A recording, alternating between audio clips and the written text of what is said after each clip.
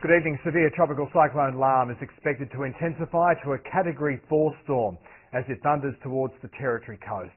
Communities in its path have taken shelter or been evacuated, with destructive wind gusts predicted at the cyclone's core as it crosses land between Milingimbi and Galiwinku. Traditional owners spreading an urgent warning in native tongue. Severe tropical cyclone Larm is almost here. We could see winds up to 190 kilometres per hour. Very destructive winds indeed, and that will no doubt cause some damage on that island community. In the immediate firing line, the community of Galiwinku on Elcho Island, among the 2,000 locals, renowned entertainers, the Chuki Dance. We are about to be wiped out unless we dig a hole and get in. Tonight, they're taking proper shelter, joining others who've crammed into a workshop and a sports hall at the Shepherdson College. Look, everyone's feeling a bit tense, a bit nervous, but we know we've got our plans in place.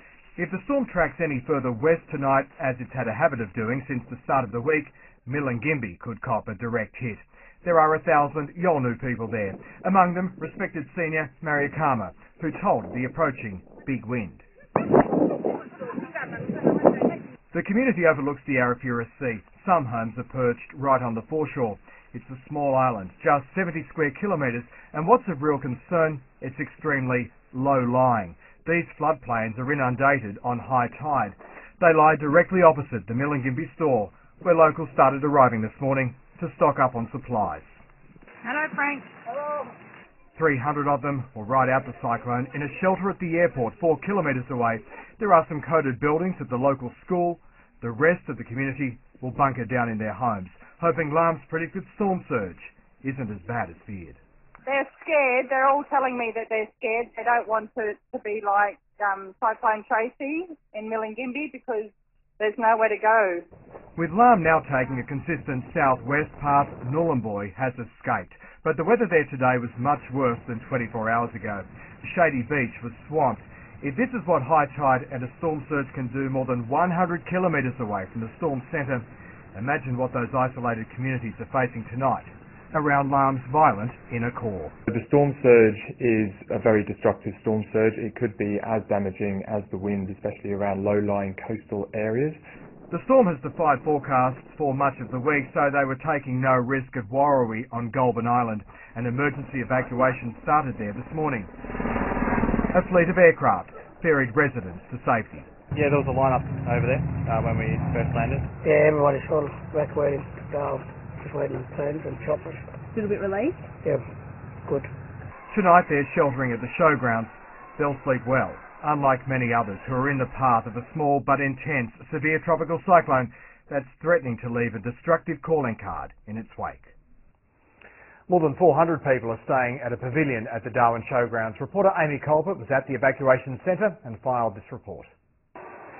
Jono, people are continuing to arrive here at the showgrounds as the last wave of evacuees from Goulburn Island land in Darwin. Now here at the Foskey Pavilion, it's been transformed into a makeshift accommodation hub. There's stretcher beds, food and supplies for the 432 people who will sleep here tonight. Now that's the entire population of the island who, after discussions with police, voluntarily were airlifted to Darwin Airport, and in that process 20 planes were used in the mass exit, as well as 3 helicopters, and there's been a constant stream of arrivals throughout the day. Now Goulburn Island isn't the worst affected area, but it is at risk, and there's also no cyclone-coated shelters that are needed to protect the residents, so that was the reason behind the evacuation. Now here's what the Acting Commissioner Reece Kershaw said a short time ago. We're making an assessment based on a number of factors, and that is the facilities that are available to be able to take shelter, and we base that information on risk factors and also what the local controller and the regional controller are briefing to the Territory Emergency Management Council. Of course, now this group is safe. Attention has turned to places in the direct path of the cyclone. We know that people in those areas have been told to take shelter, and for now there are teams of experts on standby waiting to help if needed after Cyclone Larm hits.